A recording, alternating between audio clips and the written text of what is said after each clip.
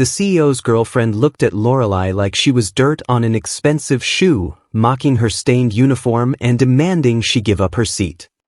Lorelai had spent 3 years being invisible, letting people walk over her, believing she deserved it after what she'd done. But when a stranger revealed that her best friend's death had been faked and Lorelai had been framed, everything changed. The women who humiliated her were about to learn that the broken waitress they mocked was now the one person who could destroy their entire world. The coffee burned Lorelai's tongue, but she kept drinking it anyway, letting the pain ground her in something real. She sat in the corner booth of the diner where she'd worked the morning shift for 3 years, watching the rain streak down the window. Her phone sat face down on the table. She didn't want to look at it. Didn't want to see the messages piling up. The door chimed and a group of women walked in, shaking off their umbrellas and laughing about something Lorelai couldn't hear. They wore expensive coats and carried shopping bags from stores Lorelai had only ever walked past. One of them, tall, with auburn hair styled in perfect waves, caught Lorelai's eye and smiled. Not a kind smile.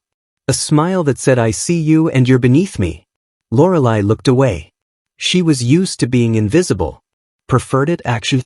Being seen meant being judged, and she'd had enough judgment to last a lifetime. "Excuse me," the auburn-haired woman said, suddenly standing at Lorelai's table. "This is awkward, but my friends and I were wondering if we could have this booth? It's the only one that fits all of us." Lorelai glanced around the diner. It was half empty. There were at least 4 other booths available. "There are other seats," Lorelai said quietly. The woman's smile tightened. "I know, but this one has the best light. We're trying to get some photos for social media. You understand?" Lorelai didn't understand. She'd been sitting here for 20 minutes. Her coffee was still half full. Her feet ached from standing all morning serving people who never learned her name. "I'd rather stay here," Lorelai said. The woman's expression shifted into something colder. She turned to her friends and said, loud enough for the whole diner to hear, "Can you believe this? Some people have no manners." One of her friends, a blonde in a leather jacket, walked over and looked Lorelai up and down. "You work here, right? I've seen you. Maybe you should be more professional. Customer service and all that." "I'm not working right now," Lorelai said. Her hands were shaking. She pressed them flat against the table. "Could have fooled me," the blonde said. "You're still wearing your uniform." Lorelai looked down. She was. The faded black polo with the diner's logo, the pants with a grease stain on the knee she couldn't get out. She'd been too tired to go home and change before her second job started in an hour. "Maybe if you spent less time taking up space and more time working, you'd be able to afford better clothes," the auburn-haired woman said. Her friends laughed. Not loud, just enough to make sure Lorelai heard. Something inside Lorelai cracked. It was a small sound, like ice breaking on a frozen lake. She'd heard that sound before. 3 years ago, when her fiancé had told her he couldn't marry someone broken. 2 years ago, when her father died and left her with nothing but debt. 6 months ago, when the hospital sent the final bill for the surgery that didn't work. "Get up," the auburn-haired woman said. "We're not asking any more." Lorelai stood. Not because they told her to, but because she couldn't breathe. The diner felt too small, the air too thick. She threw a $5 bill on the table, more than the coffee cost, and walked out into the rain without her umbrella. The water soaked through her uniform immediately. She stood on the sidewalk, letting it pour over her, and thought about how easy it would be to just keep walking. To leave this city, this life, everything that reminded her of who she used to be. Her phone buzzed. She pulled it out, expecting another debt collector. Instead, it was a message from a number she didn't recognize. "I know what they did to you. And I know what you did to them. We should talk." Lorelai's blood went cold. She typed back with numb fingers. "Who is this?" The reply came instantly. "Someone who can help. Or someone who can hurt. Your choice. The coffee shop on 5th Street. 1 hour." She stared at the message until her vision blurred. What you did to them. Those words echoed in her head, dragging up memories she'd spent years trying to bury. The accident. The fire. The screaming. It was supposed to be over. They'd ruled it an accident. No charges filed. But Lorelai knew the truth. She'd been driving. She'd been angry. She'd taken her eyes off the road for just a second, 1 second, and the car had swerved into oncoming traffic. 2 people died that night. Her best friend Sage. And Sage's boyfriend Julian. The families had wanted to press charges, but there wasn't enough evidence. Lorelai had been sober. The roads were wet. It could have happened to anyone. That's what the police said. But Lorelai knew better. She'd been looking at her phone, reading a message from her fiancé telling her he was leaving. And in that moment of distraction, she'd killed 2 people. She'd never told anyone. Not the police, not the lawyers, not the therapist she saw for 6 months until she couldn't afford it anymore. She'd carried that guilt like a stone in her chest, heavy and suffocating, for 3 years. And now someone knew. Lorelai walked through the rain toward 5th Street, her heart pounding so hard she thought it might break through her ribs. The coffee shop was small and warm, filled with people working on laptops and reading books. She ordered nothing and sat at a corner table, her wet clothes dripping onto the floor. 10 minutes later, a woman walked in. She was older, maybe 50, with silver hair cut short and sharp. She wore a black coat and red lipstick and moved like someone who'd never doubted herself in her life. She sat across from Lorelai without asking. "You look exactly like your mother," the woman said. Lorelai blinked. "You knew my mother?" "I did. A long time ago. Before you were born." The woman folded her hands on the table. "My name is Octavia. And I've been watching you, Lorelai." "Why?" "Because you're wasting your life," Octavia said bluntly. "You're drowning in guilt over something that wasn't entirely your fault, working jobs that break your body, and letting people treat you like garbage. And I'm tired of watching it." Lorelai's throat tightened. "What do you want?" Octavia reached into her coat and pulled out an envelope. She slid it across the table. "Open it." Inside were photographs. Lorelai's hands shook as she flipped through them. The auburn-haired woman from the diner. The blonde in the leather jacket. But these weren't casual photos. These were surveillance shots. The women getting into expensive cars. Walking into office buildings. Meeting with men in suits. "Their names are Jessamine and Colette," Octavia said. "Jessamine runs a PR firm that specializes in destroying people's reputations. Colette works in real estate fraud. They're both very good at what they do. And they're both very bad people." "I don't understand," Lorelai whispered. "You will," Octavia said. "Keep looking." The next photo made Lorelai's stomach drop. It was Sage, her best friend who died 3 years ago.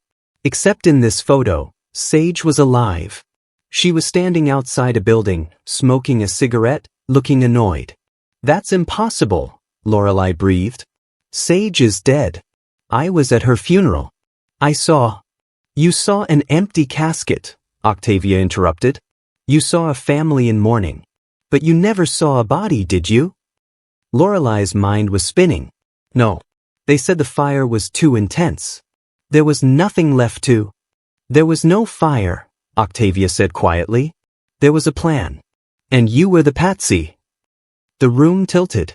Lorelai gripped the edge of the table, her breath coming in short gasps. "What are you talking about?" Octavia leaned forward. "Sage and Julian didn't die that night. They staged the whole thing. The crash, the fire, everything. They needed to disappear, and they needed someone to take the blame if anyone looked too closely. So they chose you." "Why?" The word came out as a sob. "Because Julian's family owed money to very dangerous people. And Sage was in love with him enough to help him fake his death and start over." Octavia's voice was cold, factual. "They'd been living in Europe for 3 years. New names, new lives. And they left you to rot in guilt." Lorelai couldn't breathe. She thought about every sleepless night, every panic attack, every moment she'd wanted to die because she couldn't live with what she'd done. And it had all been a lie. "Why are you telling me this?" she whispered. Octavia smiled. It wasn't a kind smile. "Because I want to offer you a job." "A job?" "Revenge," Octavia said simply. I help people who've been wronged. I give them the tools they need to make things right. And in exchange, they help me with certain projects. What kind of projects? The kind that requires someone invisible, Octavia said. Someone people underestimate. Someone who knows what it's like to lose everything. She paused. Someone like you. Lorelai looked at the photos spread across the table. Sage, alive and smiling. Jessamine and Colette, the women who'd humiliated her an hour ago. And beneath them all, a photo of herself, tired, broken, barely surviving. What do I have to do? She asked. Octavia's smile widened. First we make them pay. All of them. Then we burn their lives down the way they burned yours. Lorelai thought about the rain outside. About the diner booth she'd been forced to leave. About 3 years of guilt that had been built on lies. About the girl she used to be before the accident. Before Sage and Julian destroyed her. When do we start? She said. The apartment Octavia brought her to was nothing like Lorelai expected. It wasn't luxurious or cold. It was lived in. Books stacked on shelves, plants in the windows, photographs on the walls of people Lorelai didn't recognize. It felt like a home. That made it more frightening somehow. Sit, Octavia said, gesturing to a worn leather couch. She disappeared into the kitchen and returned with 2 glasses of whiskey. Drink. You look like you're about to pass out. Lorelai took the glass but didn't drink. Her hands were still shaking. I need you to explain. All of it. From the beginning. Octavia sat across from her and lit a cigarette, even though they were indoors. Your mother and I were friends. Close friends. Before you were born, we ran a small investment firm together. We were good. Made a lot of people very rich. But we also saw how those people treated the world. How they destroyed lives and faced no consequences. She exhaled smoke. Your mother wanted to change things from the inside. I wanted to burn it all down. We went our separate ways. My mother never mentioned you, Lorelai said. She wouldn't have. We didn't part on good terms. Octavia tapped ash into a tray. But I kept track of her. And when she died, I kept track of you. I watched you lose everything. I watched that accident destroy you. And when I dug deeper, I found out the truth about Sage and Julian. How did you find them? Money leaves trails, Octavia said. Julian's family paid off a morgue attendant to falsify records. They paid a mechanic to sabotage the car in a way that would look like driver error. They even paid the fire department to exaggerate the damage. It was sloppy work, but you were too broken to question it. Everyone was. Lorelai finally drank the whiskey. It burned going down. Why didn't you tell me sooner? Because you weren't ready, Octavia said. You were drowning in guilt. If I'd told you 3 years ago that it wasn't your fault, you wouldn't have believed me. You would have thought I was lying to make you feel better. She leaned forward. But now you're angry. And anger is useful. What do you want from me? Lorelai asked. You said you had a job. What is it? Octavia smiled. Jessamine and Colette, the women from the diner, they work for a man named Thorne Kellen. He's a broker. He connects people who need problems solved with people who can solve them. Money laundering, blackmail, fraud. He's very good at staying hidden. But 6 months ago, he made a mistake. He tried to blackmail me. What happened? I destroyed his life, Octavia said casually. Took everything he'd built and scattered it to the wind. But he's rebuilding. Using Jessamine and Colette as his front. They find vulnerable people and exploit them. They destroy reputations, steal property, ruin lives. And they do it all while looking like respectable businesswomen. And you want me to stop them, Lorelai said. I want you to infiltrate them, Octavia corrected. Get close. Learn how they operate. And when the time is right, we dismantle everything. Why me? Because they already underestimated you once, Octavia said. They see you as weak. Forgettable. That makes you dangerous. Lorelai thought about the way Jessamine had smiled at her. The way Colette had mocked her clothes. She thought about 3 years of carrying guilt that wasn't hers. 3 years of surviving instead of living. And Sage? She asked quietly. What happens to her?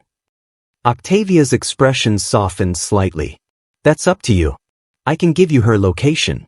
What you do with it is your choice. Lorelai set down her glass. Tell me what I need to do.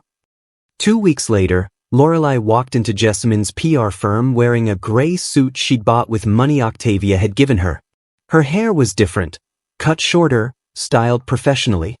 She wore makeup that made her look older, sharper. She'd practiced her new name 100 times. Claire Nova, junior consultant. Her to learn. The receptionist barely glanced at her. 4th floor. Jessamine's expecting you. Lorelai took the elevator up, her heart hammering. The office was all glass and white walls, sterile and cold. Jessamine sat behind a massive desk, typing on her laptop. She looked up when Lorelai entered and smiled. The same smile from the diner. Predatory. Claire, she said. Thanks for coming in. Have a seat. Lorelai sat, folding her hands in her lap. She'd rehearsed this moment. Octavia had coached her on every word, every gesture. Be eager but not desperate. Competent but not threatening. Your resume is impressive, Jessamine said, scrolling through her computer. 3 years at a media consulting firm. Excellent references. Why leave? I wanted more challenge, Lorelai lied smoothly. Your firm has a reputation for taking on difficult clients. I want to learn from the best. Jessamine's smile widened. Flattery. I like that. But I need more than flattery. I need loyalty. Can you be loyal, Claire? Absolutely, Lorelai said. Good. Because the work we do here isn't always conventional. Sometimes we have to bend rules. Sometimes we have to get creative. Can you handle that? Lorelai met her eyes. I can handle anything. Jessamine studied her for a long moment, then nodded. You start Monday. Don't be late. For 3 weeks, Lorelai worked inside Jessamine's firm. She made copies, organized files, sat in meetings where they discussed how to destroy people's lives like they were planning a dinner party. She watched Jessamine and Colette operate, cold, efficient, ruthless. They ruined a small business owner who couldn't pay protection money. They leaked false information about a journalist who was investigating Thorne Kellen. They smiled while they did it. Lorelai documented everything. Photos, recordings, files. She sent them to Octavia every night. And slowly they built a case. But Lorelai also learned something else. Jessamine and Colette weren't monsters. They were survivors. Jessamine had clawed her way out of poverty and built this firm with nothing. Colette had escaped an abusive marriage and rebuilt her life from scratch. They'd both been victims once. And they decided never to be victims again. It didn't excuse what they did. But it complicated it. On a Friday night, Jessamine invited Lorelai for drinks. They sat in a bar with low lighting and expensive cocktails.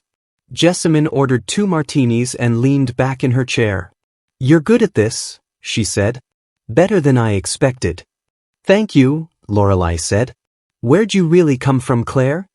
Jessamine asked. And don't give me the resume answer. I want the truth. Lorelai's throat tightened. She'd prepared for this. Octavia had warned her it would happen. But sitting here, looking at Jessamine's sharp eyes, she realized the woman wasn't stupid. She suspected something. I came from nothing, Lorelai said quietly. I lost people. Made mistakes. And I got tired of being walked on. Jessamine nodded slowly. That's a real answer. Good. She sipped her drink. Let me tell you something, Claire. People like us don't get second chances. We get one shot. And if we don't take it, the world crushes us. So we do what we have to do. You understand that? I do, Lorelai said. And she meant it. That night, Lorelai called Octavia. I have everything we need. We can take them down. Good, Octavia said. Monday morning, we go to the authorities. It's over. But Lorelai hesitated. What if we gave them a choice? What? What if we told them what we know and gave them a chance to walk away? Leave Thorne, disappear, start over clean. Octavia was silent for a long time. They won't take it. People like that never do. Maybe, Lorelai said. But maybe they deserve the chance I never got. Monday morning, Lorelai walked into Jessamine's office. But she wasn't alone. Octavia stood beside her. And Colette was already there, her face pale. Who the hell is this? Jessamine demanded. Someone who knows everything, Octavia said calmly. She dropped a folder on the desk. Every crime. Every scheme. Every person you've destroyed. It's all in there. And it's all going to the police unless you listen very carefully. Jessamine's jaw tightened. You're bluffing. I'm not, Lorelai said quietly. I worked here for 3 weeks. I recorded everything. And now you have a choice. What choice? Colette whispered. Walk away, Lorelai said. Leave Thorne. Disappear. We'll give you enough money to start over somewhere safe. But you never do this again. You never hurt anyone again. Jessamine laughed bitterly. And if we don't? Then we destroy you the way you've destroyed others, Octavia said simply. The room was silent. Jessamine looked at Colette. Colette looked at the floor. Why? Jessamine finally asked. Why give us a choice? Because I didn't get one, Lorelai said. And maybe that's the difference between you and me. Jessamine stared at her for a long time. Then, slowly she nodded. Good. We'll go. 3 months later, Lorelai stood outside a small house in Portugal. She tracked Sage here using the information Octavia had given her. The door opened and Sage stood there, alive and whole and shocked. Lorelai. Hi, Sage. For a long moment, neither of them spoke. Then Sage's face crumpled. I'm so sorry. I'm so sorry. I didn't know Julian was going to. I thought you'd be okay. Stop, Lorelai said quietly. I didn't come here for an apology. Then why? Lorelai looked at the woman who'd been her best friend. Who'd destroyed her life. Who'd been desperate and foolish and human. To tell you I forgive you, Lorelai said.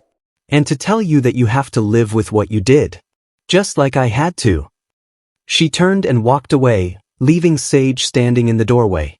And for the first time in 3 years, Lorelai felt light. She wasn't broken anymore. She was free.